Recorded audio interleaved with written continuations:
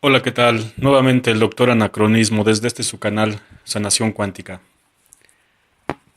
Como se mencionó la vez pasada en el video anterior, el lenguaje que nosotros hablamos es determinante para este objetivo de sanar desde el origen, desde la fuente.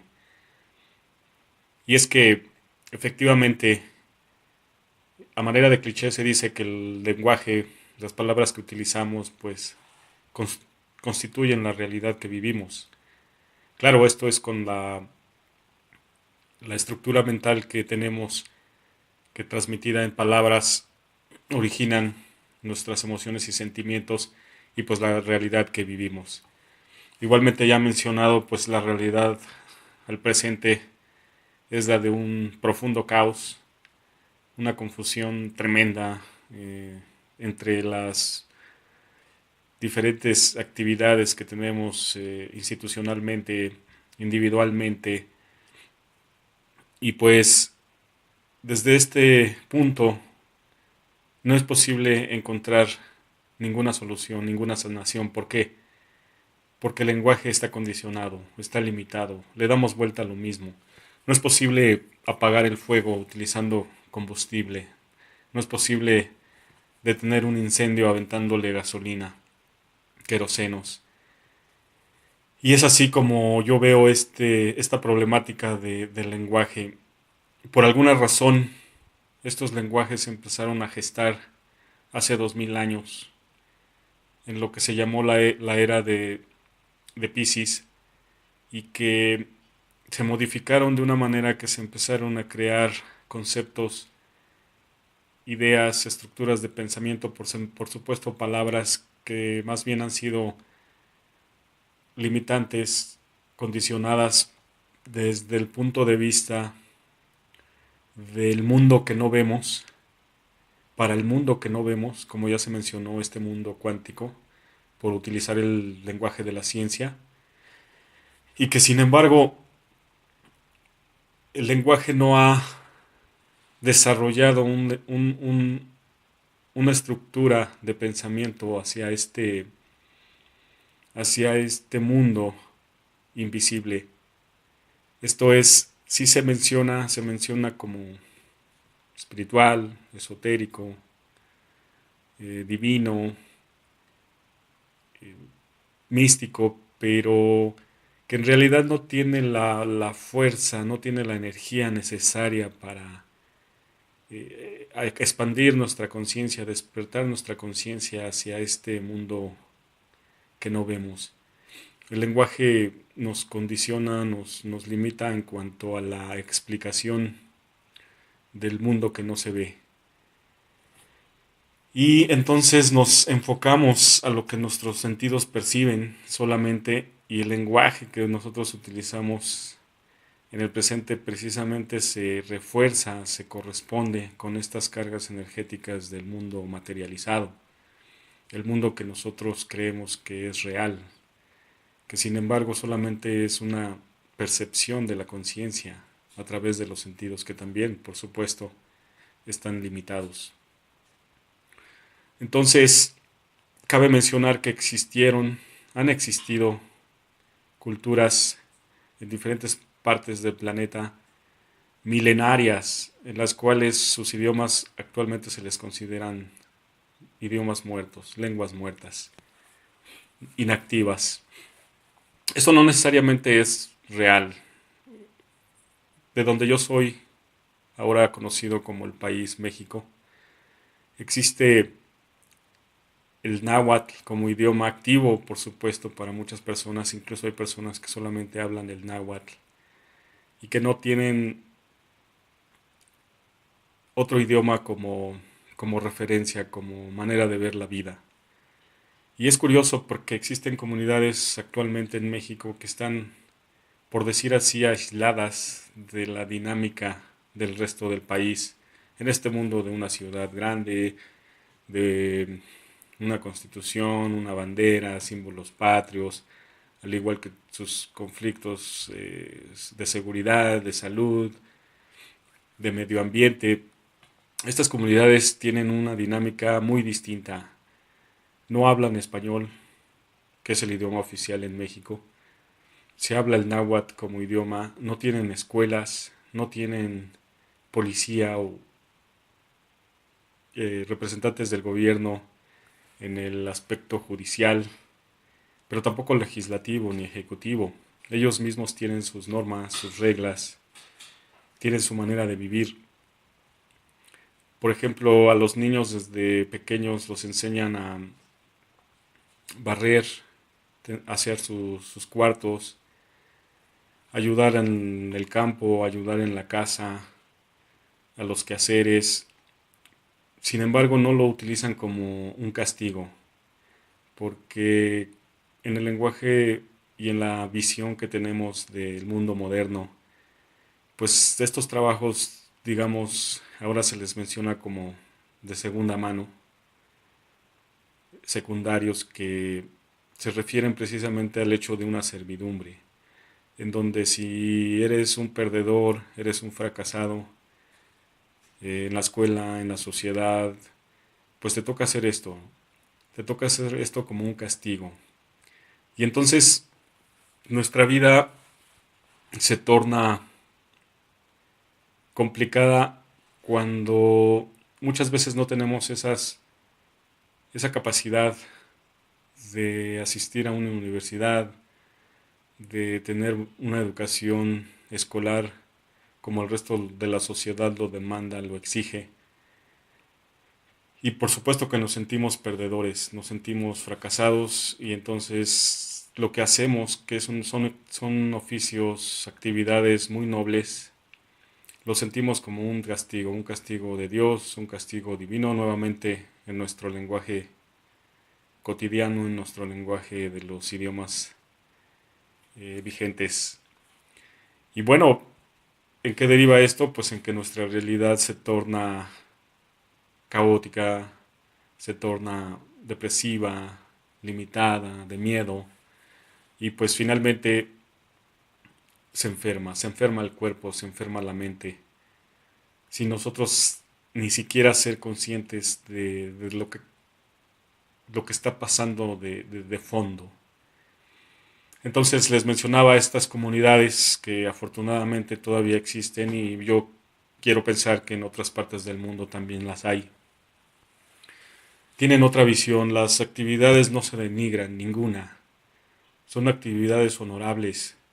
El barrer una calle, el sembrar un campo, el cosechar cualquier tipo de producto de la naturaleza, limpiar una casa, servir a los demás, para nada para ellos son denigrantes de segunda mano actividades, al contrario, son motivo de orgullo, de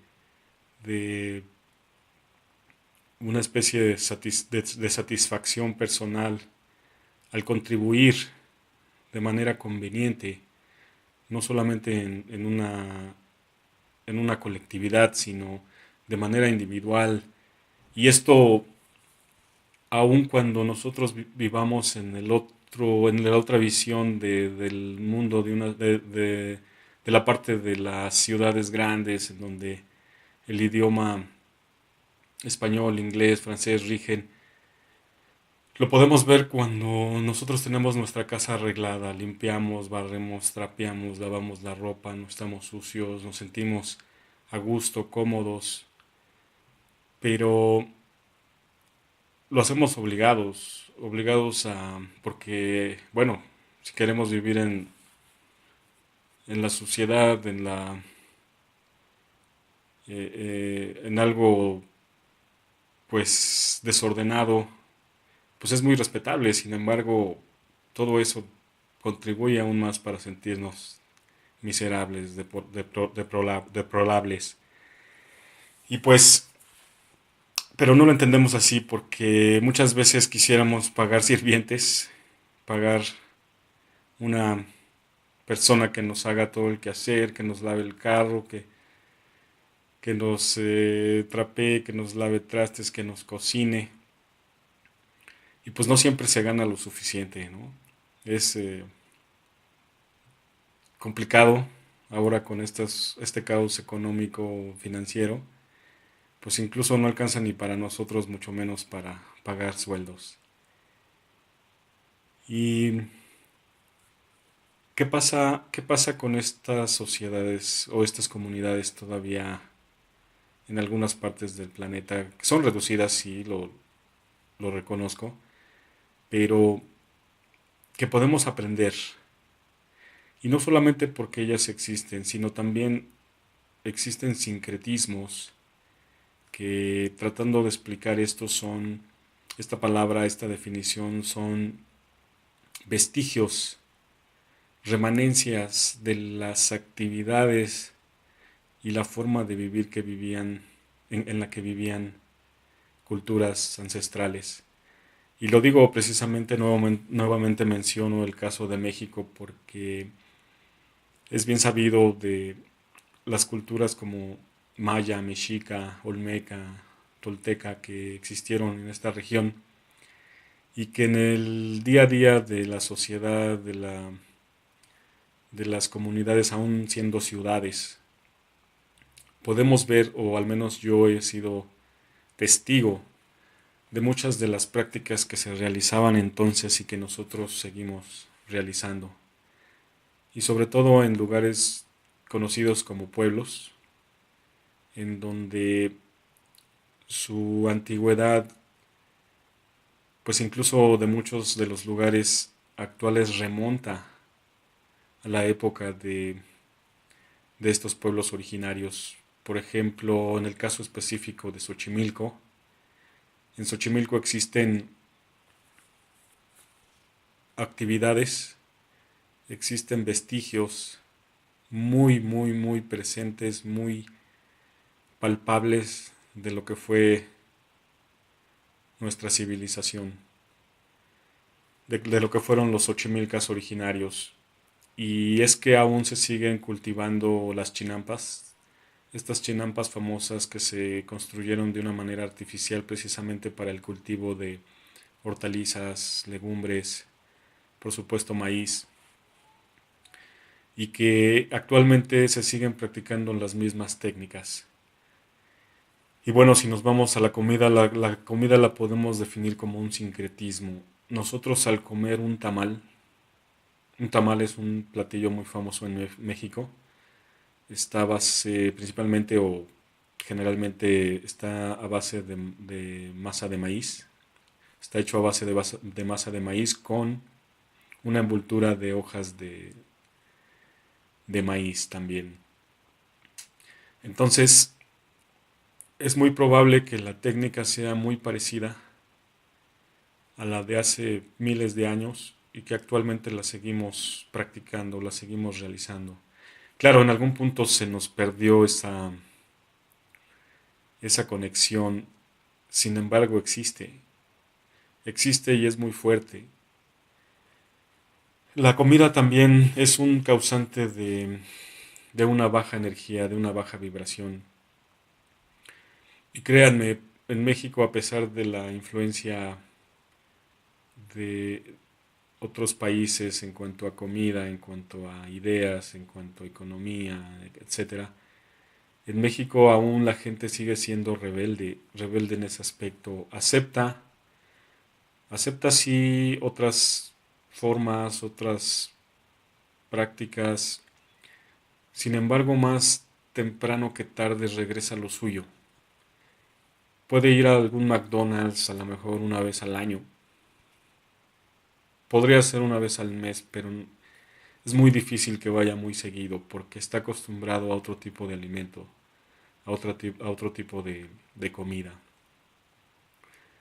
No puede dejarlos, un mexicano en general no puede dejar los frijoles, sobre todo de estos lugares, como ya mencioné, que tienen todavía raíces muy fuertes, ancestrales. No puede dejar de comer tortillas, chile. Y lo mejor de todo es que esto le hace bien. Se siente contento. El mexicano no necesita otro alimento. Lo hace nada más para probar. Al igual que las ideas. A pesar de que esta cosmogonía judeocristiana llegó con una nueva religión, una nueva filosofía de vida, El mexicano sigue teniendo prácticas ancestrales sincretizadas o de alguna manera, no quisiera decir ocultas, porque oculto sería si el mexicano es consciente y lo hace para no aparentar. Sin embargo, estos sincretismos, como las mal llamadas peregrinaciones, ya se practicaban en la época de estas culturas antiguas, es decir, el Tepeyac, en donde ahora se encuentra la Basílica de Guadalupe, con una obviamente adoración a ella.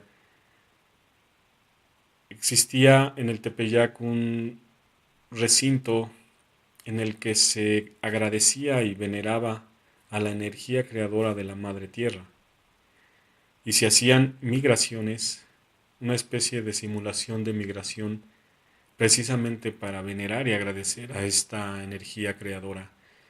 En el idioma náhuatl no hay una traducción para Dios, para divinidad, para deidad, no existe. Ellos no tenían este concepto de un ente separado, redentor o castigador que influyera en la vida cotidiana de las personas. Entonces, el sincretismo de la Virgen de Guadalupe se refiere precisamente a la energía creadora de la Madre Tierra, que en náhuatl es mejor conocida como Tonantzin, también Coatlicue o Cihuacóatl. Y esto se sigue practicando. Tal vez la gran mayoría de las personas que hacen esta peregrinación, o así llamada peregrinación, pues ni siquiera son conscientes de eso, pero lo siguen haciendo y es lo que importa porque a nivel energético, de alguna manera el cosmos retribuye y se nota porque a pesar de lo que se habla de manera internacional, de manera de los medios de comunicación, que México es un país tercermundista, pobre, subdesarrollado, bla, bla, bla, etcétera. En realidad he tenido la oportunidad de viajar a otros países, a otros continentes, y honestamente lo que he visto más de México es la abundancia, la abundancia en alimentos principalmente.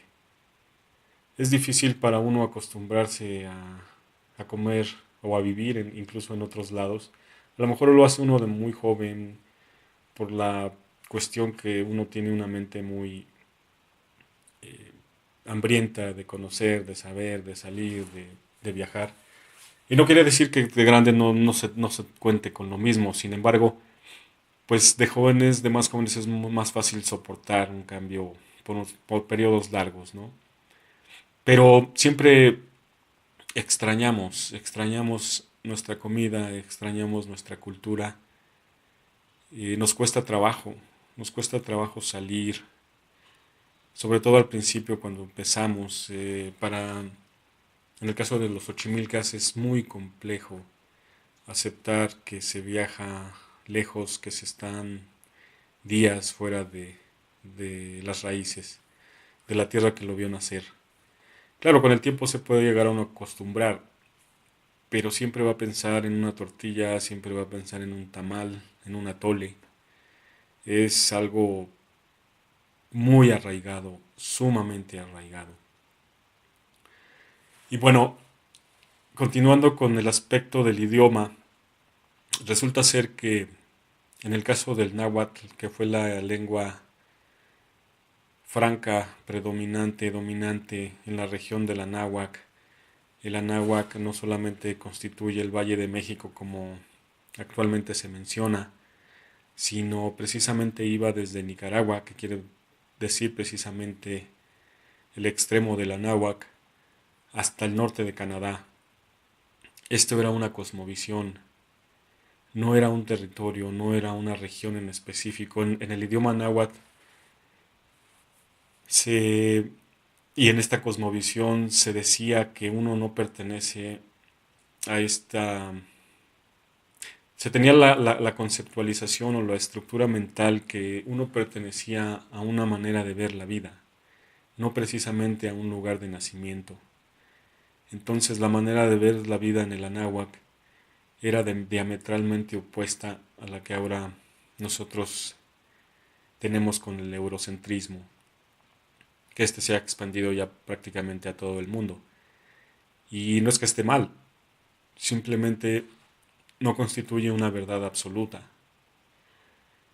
Y en el náhuatl había una armonía y un equilibrio en la carga energética de sus palabras. Ahí era todo lo contrario a los idiomas activos actualmente, en donde el 80% es una carga baja de energía.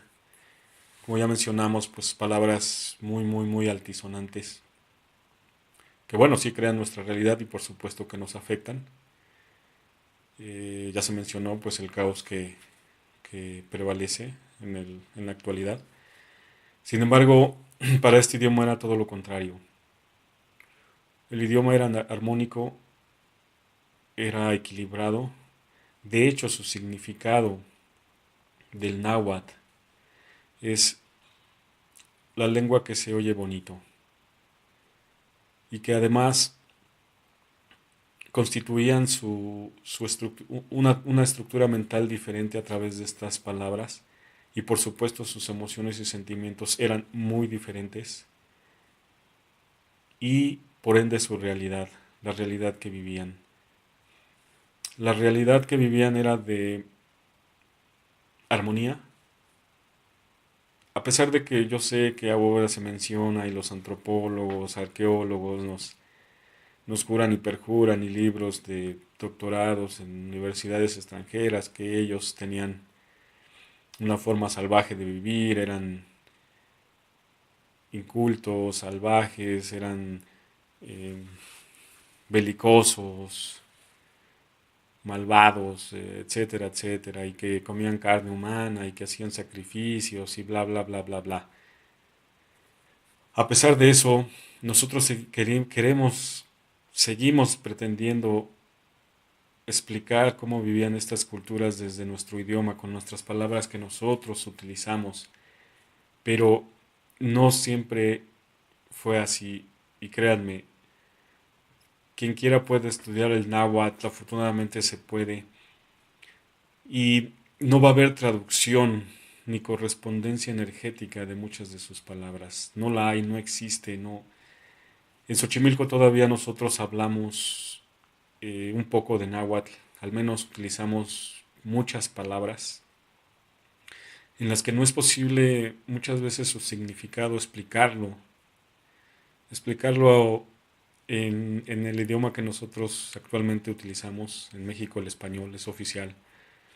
Pero, por ejemplo, la palabra gracias se corresponde y energéticamente con otros idiomas, thank you en inglés, merci en francés, obrigado, obrigada en portugués, y, y la cual no tiene, bueno, tiene una carga energética, sí, digamos, de buena vibración, porque se refiere a un sentimiento de compasión, de agradecimiento precisamente, de estar armónicos, equilibrados con el otro, con la naturaleza, etcétera.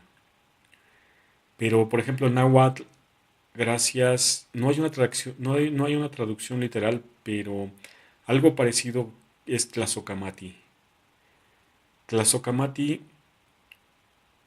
si intentamos definir con el español este idioma, sería te doy amor por mi boca.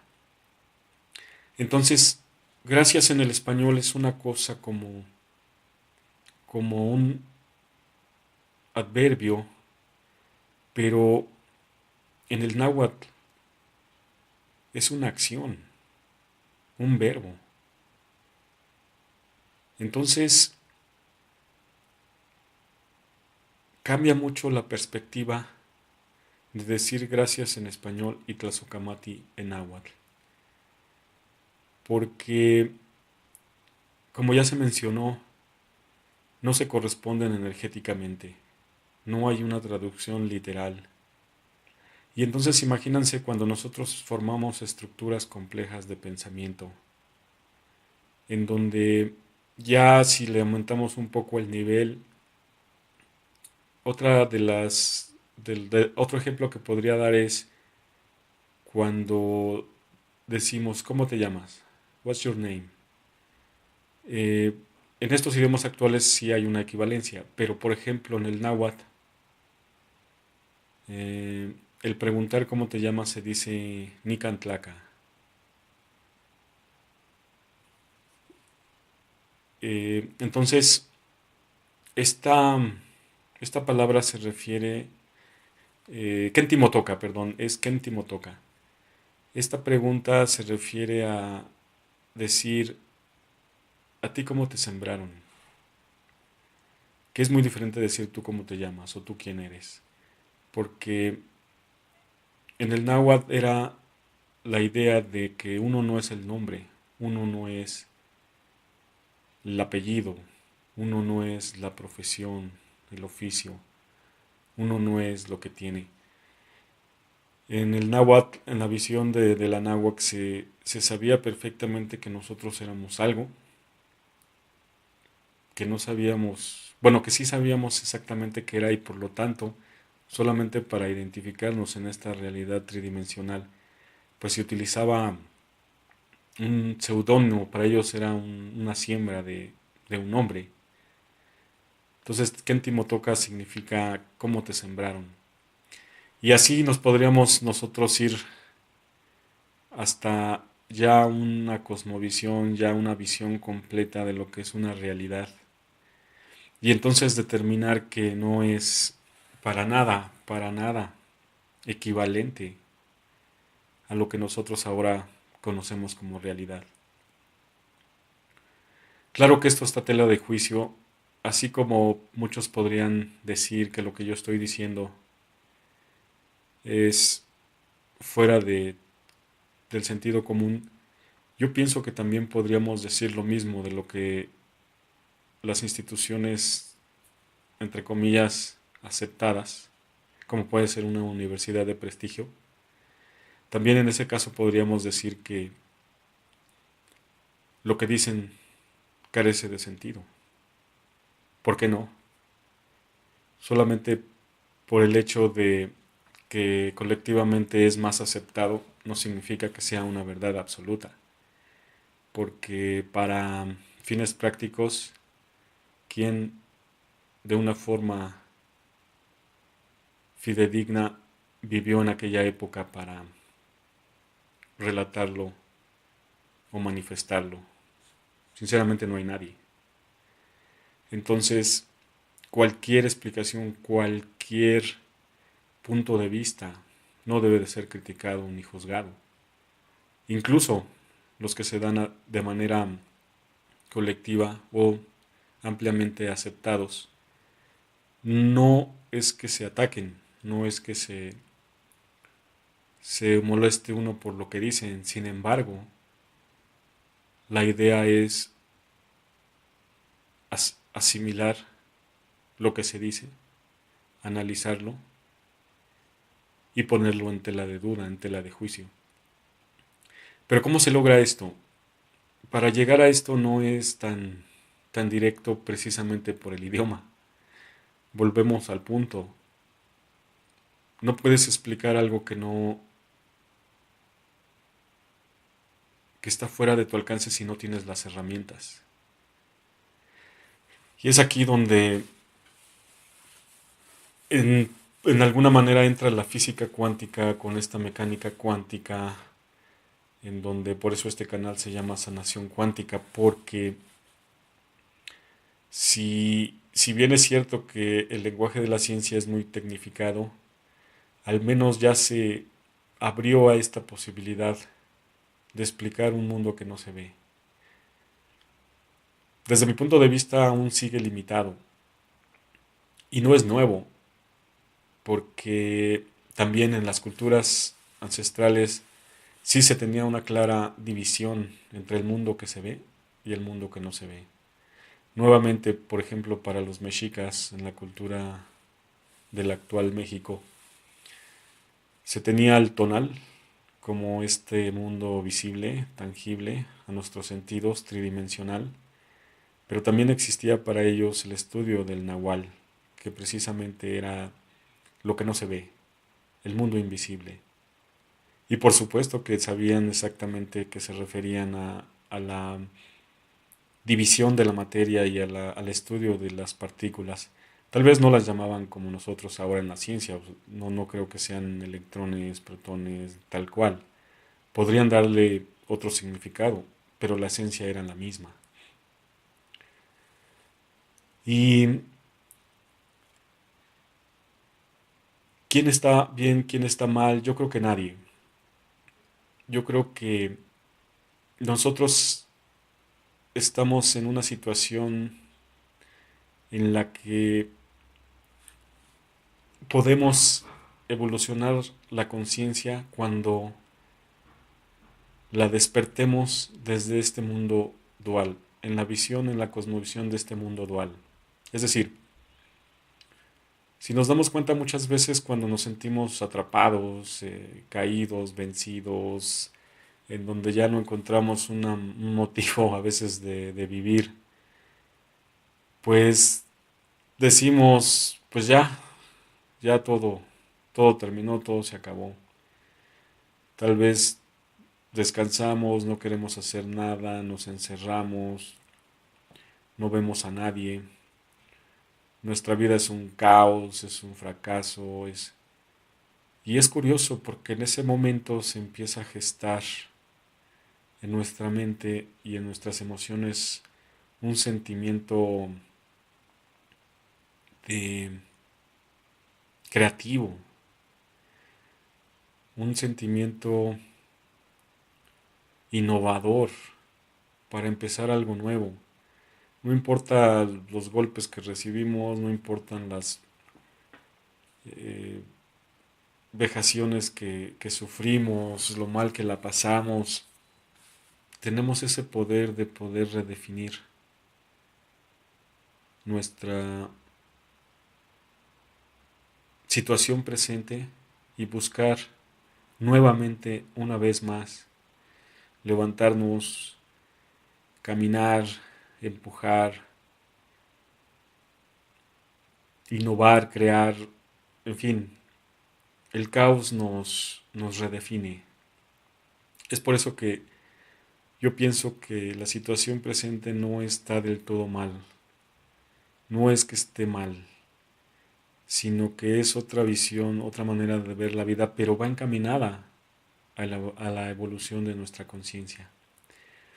Y entonces, la manera en la que nosotros podemos entender la cuestión de la palabra, la cuestión del lenguaje, es primero despertando la conciencia. Claro que se oye bonito, se oye bien, probablemente en una explicación de manera intelectual, en el raciocinio se pueda percibir. Sin embargo, la conciencia es algo difícil de definir y mucho menos decir que se despierta. Es decir, es algo que más bien se refiere a un estado emocional, un estado sentimental en el que no solamente se comprende con la razón, pero se siente.